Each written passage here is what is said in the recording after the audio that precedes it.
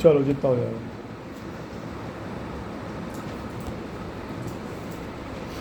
परसों कहाँ तक किया था मैं याद दिलाऊंगा। वेक्टर शुरू किए थे।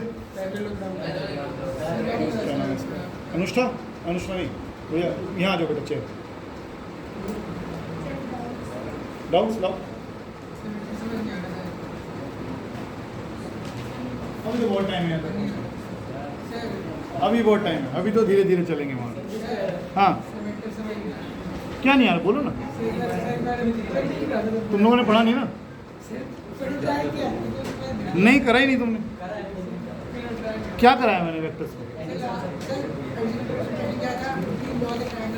वेक्टर्स किया है? वेक्टर्स किया शुरू नहीं? बैंड बजवाओगे तुम लोग ऐसे? मतलब वो 10th वालों को समझ में आ गया, छोटे छोटे बच्चों को, और तुम्हें समझ में नहीं आ रहा। ओए होए होए, अच्छा चलो कोई बात। लोग भी मैं वेक्टर दोबारा शुरू करूँ। तुम लोग पढ़ के आ गए, समझ में आ गया? ये अच्छा बादाम खाते हैं तुम लोग, ये इनके घर से तो थोड़ा आटा वहाँ भिजवा दो, एक आध बोरी। वेक्टर्स हमने क्या पढ़े थे? हमने कहा किसी भी फिजिकल क्वांटिटी दो तरह की होती है, एक वेक्टर और एक स्केलर। वेक्टर क्वांटिटी वो होती है जिसमें मैग्नीट्यूड के साथ साथ, मैग्नीट्यूड मतलब उसकी न्यूमेरिकल वैल्यू, अरे उसकी वैल्यू कितनी है। जैसे तुम्हारा मास कितना है 60 kg, तो 60 क्या हुआ तुम्हारा मैग्नीट्यूड। तो मैग्नीट्यूड के साथ साथ अगर इसमें डायरेक्शन भी है तो वो मैग्नीट्यूड वेक्टर है, और जिसमें सिर्फ मैग्नीट्यूड है वो स्केलर है। जैसे सबसे सिंपल एग्जांपल मैंने दिया, 60 km/h पे आप जा रहे हो, स्केलर क्वांटिटी है, स्पीड है, क्या है। लेकिन अगर मैं स्पीड में डायरेक्शन ऐड कर दूं तो क्या बन जाएगी? वेलोसिटी क्या है? Vector quantity. अब मैं लिख दूंगा 60 km/h टुवर्ड्स ईस्ट, याद हो गया। इसी तरीके से तुम्हारा मास 60 kg, लेकिन तुम्हारा वेट, मैंने पहले बोला था वेट का फॉर्मूला होता है, मास कितना है तुम्हारा 60 kg, और एक्सेलरेशन ड्यू टू ग्रेविटी कितना होता है। तो अप्रोक्सीमेटली तुम्हारा मास वेट है, वेट क्या होता है सचिन, वेट क्या होता है? भैंस क्या होती है? भैंस फोर्स होती है। भैंस क्या होती है? भैंस एनिमल है ना, कभी तो बताएगा सींग है, गाय और कुछ है। वेट क्या है? पहली लाइन बोला कर, खींचती क्या होता है? वेट क्या है? फोर्स। कौन सी फोर्स? जिससे अर्थ को अपनी तरफ खींचती। तो तुम्हारा वेट कितना हुआ? 600 न्यूटन। तो इसमें जो वेट लगा रहा हूँ, वेट की डायरेक्शन है ना नीचे की तरफ को। अगर वेट की डायरेक्शन है, वेट में क्या है? डायरेक्शन है, लेकिन मास में कोई डायरेक्शन है नहीं। तुम कहते हो मेरा मास 60 किलो है बस अड्डे की तरफ। ये तो वेक्टर क्वांटिटी का बेसिक डिफरेंस आ गया इन दोनों। ये तो छोड़ दो यहाँ पर मैं तो हद होगी तुम लोगों ने 10th वालों से। तुम कैसे लेने के 10th वालों को न्यूमेरिकल्स करा रहा हूँ मैं वेक्टर्स के, और वो थोड़ा यूँ निकाल रहे होते हैं। चलो कोई नहीं, मोटा मोटा तो कराई दो। हमने वेक्टर्स को मान लीजिए कोई वेक्टर है तो उसको कैसे रिप्रेजेंट करते हैं? ऐसे रिप्रेजेंट करते हैं। मान लो मैंने एक बॉक्स पर फोर्स लगाई, इधर ज़्यादा लगाई और इधर कम लगाई, तो मैं इसकी लेंथ से डिनोट करता हूँ। यानी इस एरो की लंबाई क्या बताती है? बोलो, मैग्नीट्यूड। ये छोटी है, ये ज़्यादा है, तो यहाँ फोर्स ज़्यादा लग रही होगी, यहाँ फोर्स कम लग रही होगी। ठीक है, अच्छा ये वेक्टर कौन सा हुआ? Negative of vector. क्या बदला? माइनस साइन का मतलब डायरेक्शन बदल गई, उल्टा हो गया। अब और क्या करा था? एक हमने करा यूनिट वेक्टर।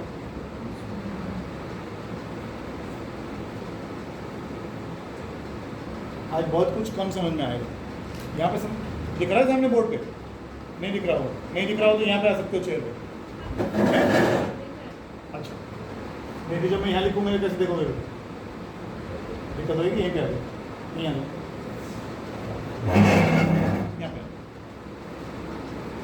इस डायरेक्शन में कौन सा यूनिट वेक्टर? पहली बात तो यूनिट माने, यूनिट का मतलब 1, और यूनिट वेक्टर का मतलब इसकी वैल्यू 1। इस डायरेक्शन में हमने कौन सा यूनिट वेक्टर डिफाइन किया? आई कैप। इधर कौन सा डिफाइन किया? और इधर कौन सा डिवाइड किया? और किसी भी वेक्टर में दो चीजें होती हैं, मैंने आपको बताया था, मैग्नीट्यूड और डायरेक्शन। मैग्नीट्यूड को रिप्रेजेंट करते हैं सिर्फ ए से या ए मॉडुलस, नॉर्मली ए ही करूंगा मैं तो डिनोट। और ए की डायरेक्शन देने के लिए जिस वेक्टर का इस्तेमाल करते हैं ए कैप, इसकी खुद की वैल्यू कितनी है क्योंकि ये यूनिट वेक्टर है, और ये वाला वेक्टर इसके पैरेलल होगा। इसका काम क्या है? इसकी डायरेक्शन देता है, ठीक है, इसकी डायरेक्शन देता है। समझ में आ रही है थोड़ा बहुत? अगर मैं लिखता हूं कि मैं 5 मीटर पर सेकेंड से y एक्सिस की तरफ जा रहा हूं, तो मैं इसको सिर्फ क्या लिख दूं? 5 जे कैप मीटर पर सेकेंड। जे कैप क्या है? एक यूनिट वेक्टर जो y एक्सिस के अलॉन्ग लगा हुआ, जो y एक्सिस के अलॉन्ग लगा हुआ, और इसका मैग्नीट्यूड कितना है? 5 मीटर पर सेकेंड। तुम लास्ट क्लास में थे मेरे साथ? थे ना वेक्टर्स वाली में? सोच के ही बता रहा। अच्छा, ये समझ में आ गई बात? ये रिकैप चल रहा है, अब तक आपने देखा। आगे एडिशन ऑफ टू वेक्टर, एक वेक्टर ये दे रखा है, एक वेक्टर ये दे रखा है। पहली बात, दो वेक्टर्स के बीच में एंगल, दो वेक्टर्स के बीच में एंगल कब निकालते हैं? एंगल निकालने के लिए क्या कंडीशन होनी चाहिए?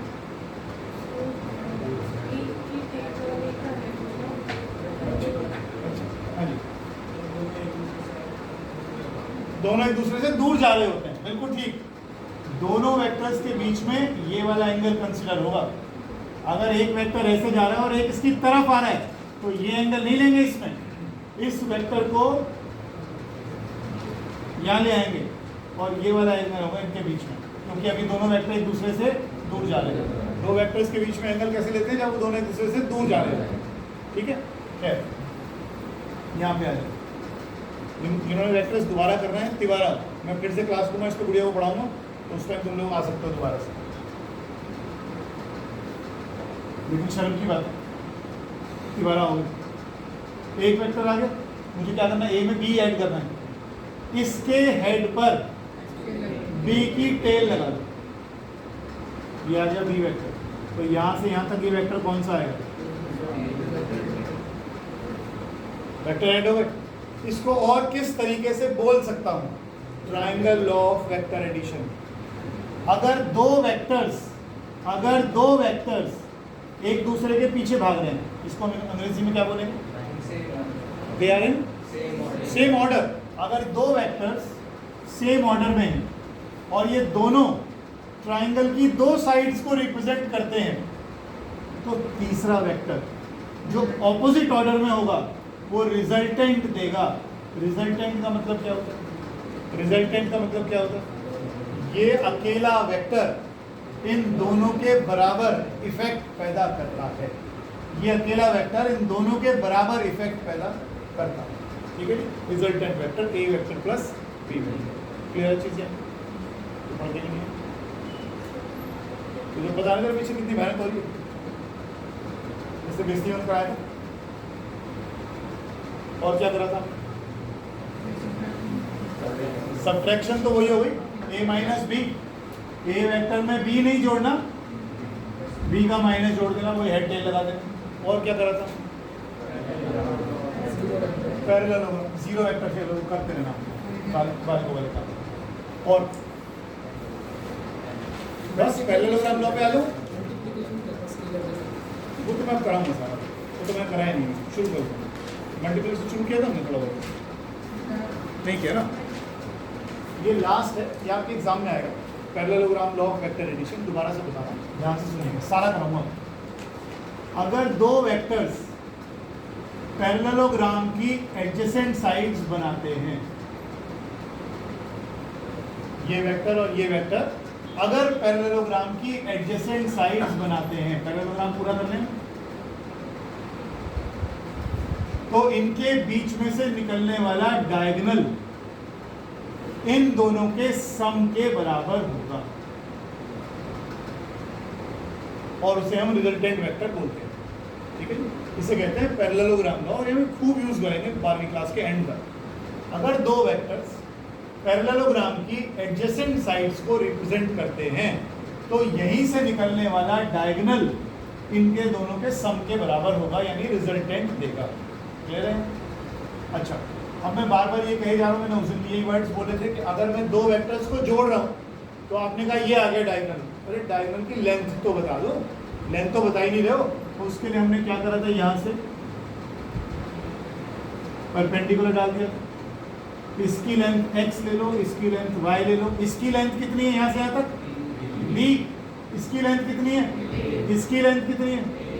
लेंथ बोल रहा हूँ, केवल मैग्नीट्यूड ले रहा हूँ, डायरेक्शन नहीं ले रहा हूँ। अच्छा, ये एंगल क्या लिया था? अब याद करो, अगर मैं इसका नाम दे देता हूँ कुछ m n p s, कुछ भी ले लिया, जरा देखना mn स्क्वायर किसके बराबर आएगा?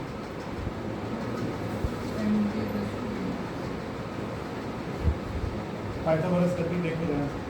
इसकी लेंथ कितनी है? r, perpendicular square base square, a square plus b square plus 2b हो गया। ये एंगल थीटा है तो ये एंगल कितना हो? ये क्या है? Base, hypotenuse. Base upon hypotenuse क्या होता है? Cos theta. बेस क्या होगा?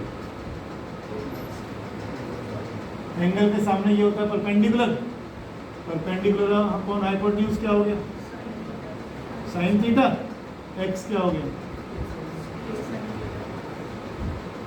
तो एक्स की जगह डाल दूं a साइन थीटा, y की जगह डाल दूं a कॉस थीटा प्लस 2 चल गया, sine square theta plus cos square theta 1। जब तुम रिजल्टेंट निकालोगे तो वो आएगा a स्क्वायर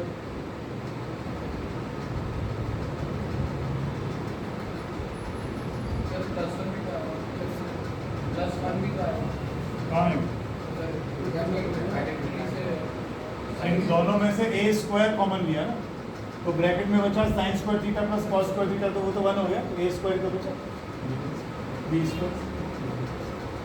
फिर मैंने आपको बोला था इसकी डायरेक्शन भी बताओ, तो डायरेक्शन बताने के लिए एंगल किसके साथ लिया है? फिलहाल b के साथ। चलो आज कुछ नया कर लेते हैं, एंगल मैं ले लेता हूँ a के साथ। तो जिसके साथ एंगल ले रहे हो वो केवल एक बार आएगा और बाकी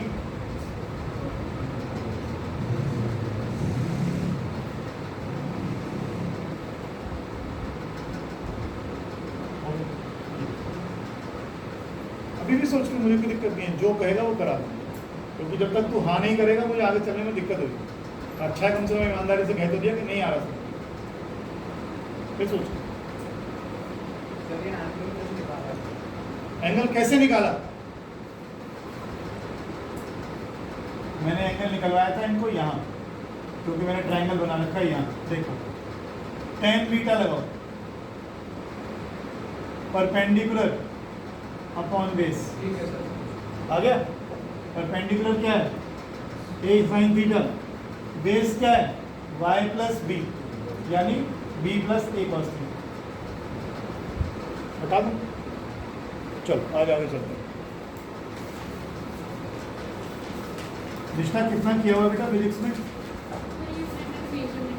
बस डायमेंशनल एनालिसिस वगैरह नहीं करा हुआ। अब की बार आप लोग शाम को 5 से 7 आ रहे हैं, संडे को शाम को, ठीक है? डायमेंशनल एनालिसिस कराऊंगा।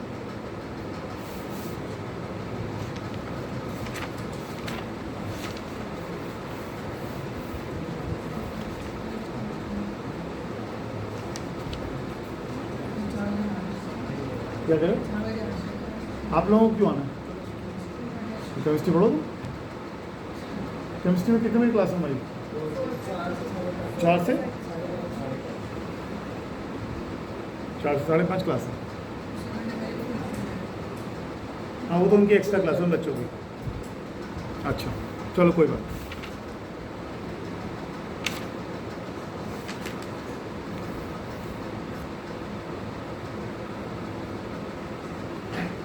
चलो आओ लिखो। हमने रिजल्टेंट लिखा A square plus B square plus 2ab cos theta, लिखा ना ये। अब मैंने एक बॉक्स ले लिया, बॉक्स पर इधर से लगाई 5 न्यूटन की फोर्स, एक और लगाई 6 न्यूटन की फोर्स, ठीक है। मुझे बताओ इनका रिजल्टेंट कितना है? 11 आएगा। कैसे पता तुम्हें 11 आएगा? इन दोनों में एंगल बताओ, इन दोनों में एंगल बताओ। 0 डिग्री। इन दोनों में एंगल कितना है? फॉर्मूला दे, A square plus B square cos 0 कितना होता है? कॉस 0 1 होता है। तो ये ए प्लस बी का होल स्क्वायर नहीं बन गया? होल स्क्वायर से होल रूट कट गया, क्या आ गया? आप भी तो मुझे यही आंसर बता रहे हो, 5 और 6 11। आप भी तो मुझे ये आंसर बता रहे हो, 5 और 6 11। तो आप क्या कह रहे हो? दोनों फोर्सेस कैसी हैं? पैरेलल। पैरेलल। तो निकल के वहां से बाहर यहाँ पे घूमने वाली चीज है ना, मजेदार। बैठे हैं, 500 रुपये लेता हूँ उसको। ए और बी दोनों को जोड़ोगे तो कितना आएगा? 5 और 6 11। इन दोनों में एंगल कितना है? इनमें एंगल कितना है? 0 90 180। अब ये जो रिजल्ट आप बता रहा हूँ ना, उसका ध्यान रखना, बहुत खास है, ये बहुत बार आएगा। अगर दो वेक्टर्स एक दूसरे के परपेंडिकुलर तो रिजल्टेंट कितना आएगा? एंगल कितना दोनों के बीच में? cos 90 कितना होता है? वो पीछे वाला पार्ट तो खत्म हो गया। तो जब भी दो वेक्टर्स एक दूसरे के परपेंडिकुलर हों तो इनका रिजल्टेंट आता है ए स्क्वायर प्लस बी स्क्वायर का अंडर। तो दिमाग में बिठा लो, बार बार नहीं करेंगे हम इसे, हर बार आएगा ये 90 90 90 पता कितनी बार आएगा कि जब दो वेक्टर्स एक दूसरे के परपेंडिकुलर होते हैं तो दोनों का रिजल्टेंट आता है ए स्क्वायर प्लस बी स्क्वायर। ये दूसरा केस। तीसरा केस, cos 180 कितना होता है? -1। cos 180 कितना होता है? मैंने तुम्हें साइन कॉस के ग्राफ दिए थे ना, नहीं बनाए? इसे बनाओ। cos 180 होता है -1, तो r किसके इक्वल हो गया? A square plus B square cos 180 -1।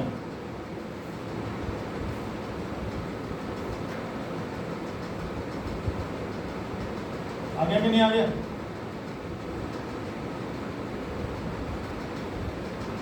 चीजें ना लिखने में बड़ी अजीब सी लगती हैं। अदरवाइज मैं आपको अगर ये कहूँ, एक ये बॉक्स है, इधर से 10 न्यूटन की फोर्स लग रही है, इधर से 2 न्यूटन की फोर्स लग रही है, रिजल्टेंट बताओ। तो आप उठा के सीधा माइनस मारोगे। आप बोलोगे 10 - 2 8। मैं क्या करवा, इन दोनों में कितना एंगल है? 180 डिग्री का। इन दोनों में कितना एंगल है? 180 डिग्री का। 180 डिग्री में क्या करते हो आप? माइनस करते हो सीधा। वहाँ कहूँगा तो आप बोलोगे एकदम से 8 न्यूटन है ना। यहाँ क्या दबा रहा है? यहाँ तो नहीं करता।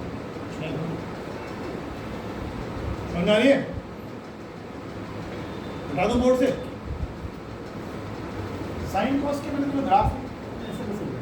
चलो याद रखना, आप बताइए। इससे आपको 4-5 वैल्यू समझने में थोड़ी आसानी हो जाती है।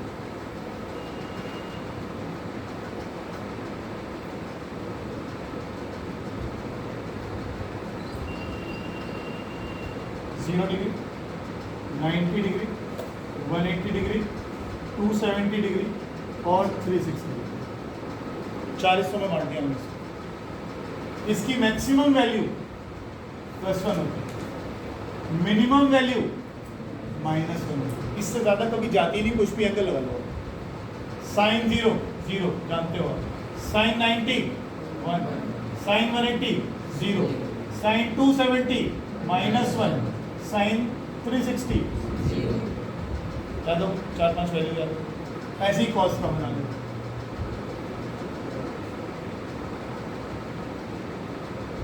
अभी आपने क्या कहा? cos 180 कितना आया था? cos 180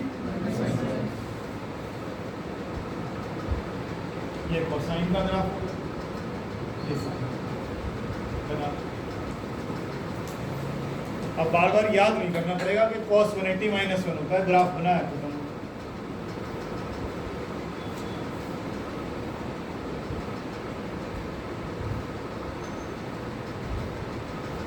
डिक्शनरी 10th कैसी गई आपकी? ठीक ही थी।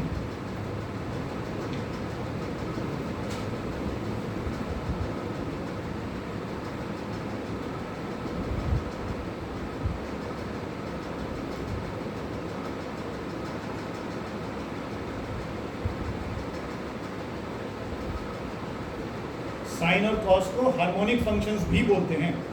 हार्मोनिक फंक्शंस वो होते हैं जिनकी वैल्यू एक फिक्स्ड टाइम के बाद रिपीट करती है। आप देखो 0 से 360 हो गया और फिर से वही ग्राफ शुरू हो जाएगा, फिर वही ग्राफ शुरू हो जाएगा, यानी हर 360 डिग्री के बाद सेम वैल्यू आ जाती है। देखो इसकी वैल्यू 0 पर कितनी थी 1, 360 में फिर कितनी आ गई 1। साइन और कॉस की वैल्यू 360 डिग्री के बाद अपने आप को रिपीट करती है, इसलिए इनको हार्मोनिक फंक्शंस भी कहते हैं।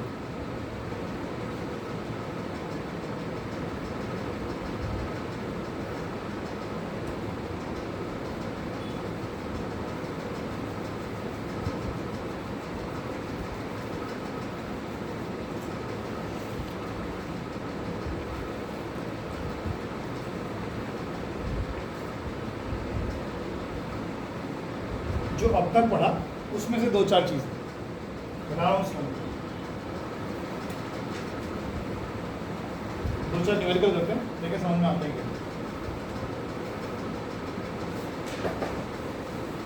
कहता है find the angle between 2 newton and 3 newton if their resultant is 4 newton. कितना आसान। कहता है दो फोर्सेस हैं 2 न्यूटन और 3 न्यूटन, बताओ इनके बीच में कितना एंगल है ताकि इनका रिजल्टेंट आ जाए 4।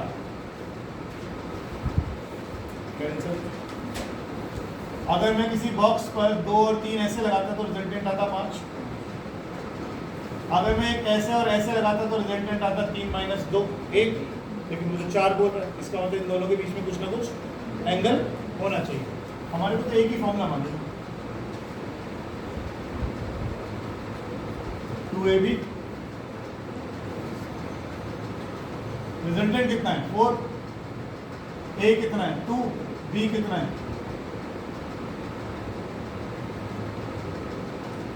निकाल लोगे। बचा क्या 16, 4 और 9 13।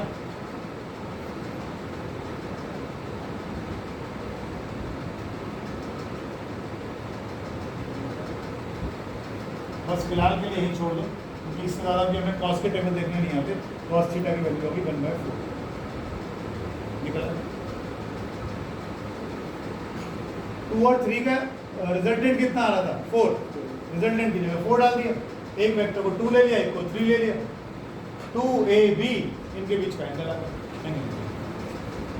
ठीक, करते जाओ धीरे धीरे कॉन्फिडेंस आएगा। अगला क्वेश्चन करते हैं।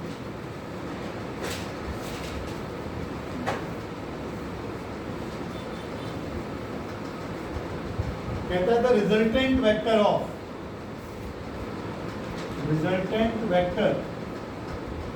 Of P and Q is R on reversing direction of Q,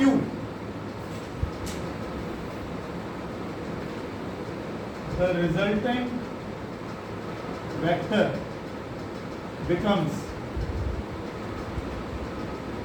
S vector। रशिकरी करना है इसको, show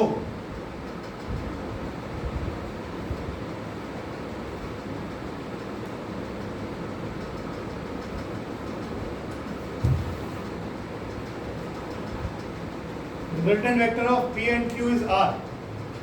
On reversing direction of Q, the resultant vector becomes S. Show this. करो, कोशिश करो, दिमाग लगाओ, वेक्टर्स बना के देख लो, शक्लें बना लो, शक्लें बना लो इसकी।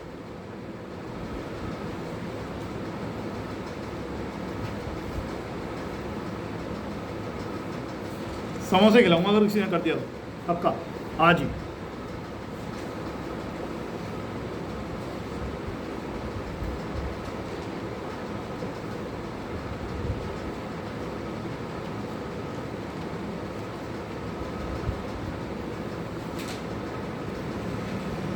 अगर आप डायग्राम बना के भी समझेंगे तो समझ में आएगा आपको। डायरेक्शन कुछ भी नहीं सकता, डायरेक्शन क्या बोलूं कुछ भी देखो देखो सुनो, पहली लाइन बताता हूँ पर इसमें समोसे मारे नहीं जाएंगे। ये वेक्टर P और ये वेक्टर Q, ठीक है। अगर मैं पैरेललोग्राम बना लूँ तो ये इनका रिजल्ट है। कोई दिक्कत को बताओ, पहली लाइन में यही करा। देखो ध्यान से, इन दोनों के बीच में एंगल थीटा ले लो। किसी को डाउट है तो बताओ। कह रहा है एक वेक्टर ले लिया P, एक वेक्टर ले लिया Q, पैरेललोग्राम से इसका डायगोनल क्या देगा, रिजल्टेंट। पहली लाइन में दिए हो गया, आंसर आ गया। हाँ बता। सर बस प्रूफ करना पड़ेगा। हाँ हाँ हाँ बता ना कैसे। सर वो ये ऑपोजिट डायरेक्शन है तो वो माइनस हो जाएगा। क्या P minus Q equals S। मैं Q को रिवर्स कर दूंगा एक बार अगले डायग्राम के लिए। कह रहा है Q की डायरेक्शन रिवर्स कर दो। लो जी minus Q direct minus Q। On reversing the direction of Q the resultant, अब किस का रिजल्टेंट, P का और माइनस Q का, इनका रिजल्टेंट कैसे आएगा। इधर पैरेललोग्राम बना लो और अब रिजल्टेंट किधर को आएगा, और ये वेक्टर कितना है अब बताइए। सर बस मैंने दोनों को स्क्वायर कर दिया, दोनों इक्वेशन इतना कर माइनस कर दिया। थोड़ा सा इसमें जो ये वेक्टर का साइन है ना, इसमें थोड़ी इज्जत देनी होती है, बस बाकी हो जाएगा। अगर मैं इधर ना देखूं, पहले इधर देखो, पहले देखो, इसको छुपा दिया, सिर्फ इधर P और Q का रिजल्टेंट कितना है, तो क्या मैं वो फॉर्मूला जानता हूँ, R² = A² + B² + 2AB cos θ। यहाँ तक तो कोई दिक्कत नहीं। कुछ इधर उसको मत देखो तो समझ नहीं आ रहा हो। हाँ ये देख, ये आ गया। अब मैं कर क्या है, S², इसे मत देखना, S² = P² + Q² + 2PQ cos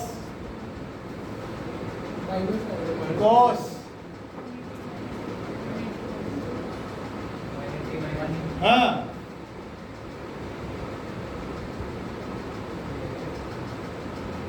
solve करो, अब तो करो। क्या करो जी, बिल्कुल। देखिए इन दोनों के बीच में ये एंगल कितना आएगा, अगर ये थीटा है तो ये कितना बचा है ना, इसलिए बढ़िया। ये cos 180 माइनस थीटा क्या होता है,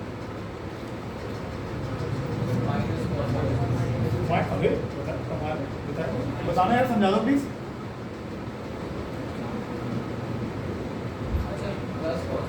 कौन सा क्वाड्रेंट हुआ, 180 माइनस थीटा कौन सा क्वाड्रेंट होता है, सेकंड क्वाड्रेंट। सेकंड क्वाड्रेंट में cos की वैल्यू कैसी होती है, तो माइनस cos थीटा।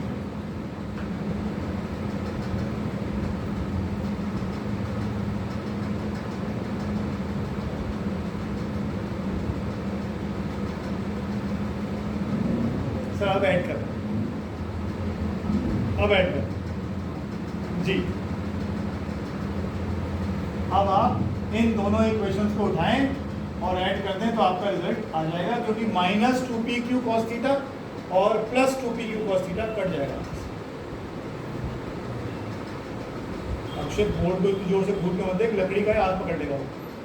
समझ में नहीं आ रहा तो बता। Very good. ये वेक्टर P, ये वेक्टर Q, क्वेश्चन को दोबारा पढ़ो, 2 बार पढ़ो, 3 बार पढ़ो, देखो आंसर सही आता है। अब इनको ऐड करूंगा तो क्या आएगा, R² + S² = 2 टाइम्स। ठीक है, जब भी दो वेक्टर्स के बीच में एंगल लेंगे दे मस्ट एक्ट अवे ना opposite direction, they must act away from each other, वो एक दूसरे से दूर जाते हुए होने चाहिए। शुरू में हमने एंगल लिया थीटा, कहता है इसकी डायरेक्शन पलट दो, हमने पलट दी, अब इनके बीच में एंगल हो गया 180 माइनस थीटा, इसको यूज कर लो। और cos 180 माइनस थीटा आप कहीं ना कहीं लिख लो इसको माइनस, मुझे नहीं पता, मैं तो तुमसे पूछता हूँ। आगे चलते हैं।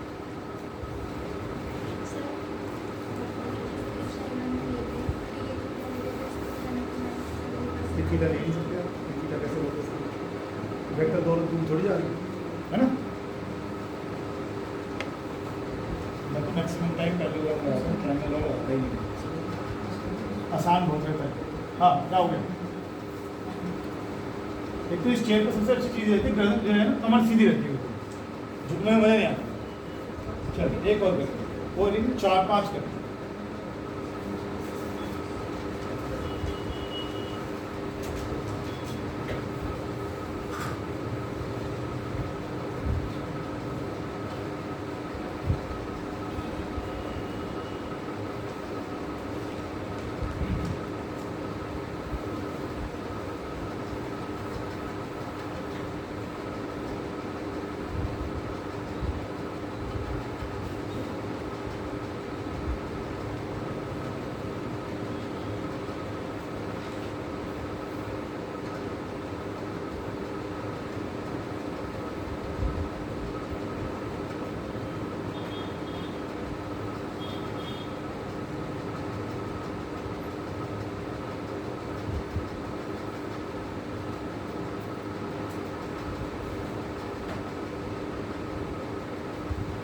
Find the resultant. एक पार्टिकल पर 4 फोर्सेस लग रही हैं, कितनी कितनी लग रही है वो आपके सामने है। मैं वो फिर भूल गया, 2 वेक्टर्स अगर एक दूसरे परपेंडिकुलर होते हैं तो रिजल्टेंट क्या आएगा, a² + b² का अंडर रूट, a² + b² का अंडर रूट। अब एक पार्टिकल है, इस पर 4 फोर्सेस लग रही हैं, बना लेते हैं ज़्यादा अच्छा लगेगा। 30 न्यूटन ईस्ट की तरफ, ईस्ट की तरफ पड़ेगा इस मैप में, ईस्ट इधर है तो इंडिया का नक्शा है, ईस्ट का है, अब इस तरह हो गया।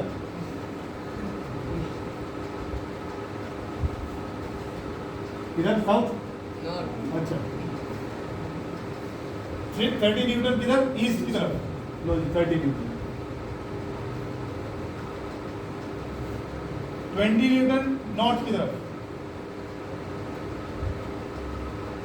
ये 20 न्यूटन। 50 न्यूटन वेस्ट की तरफ, ये थोड़ा एरो बड़ा कर देते हैं, और 40 न्यूटन साउथ की तरफ। कह रहे हैं सबको हटाओ, एक फोर्स करो, कितना आसान। अगर एक फोर्स 50 की इधर लग रही है और 30 न्यूटन की इधर लग रही है तो नेट फोर्स कितनी हुई,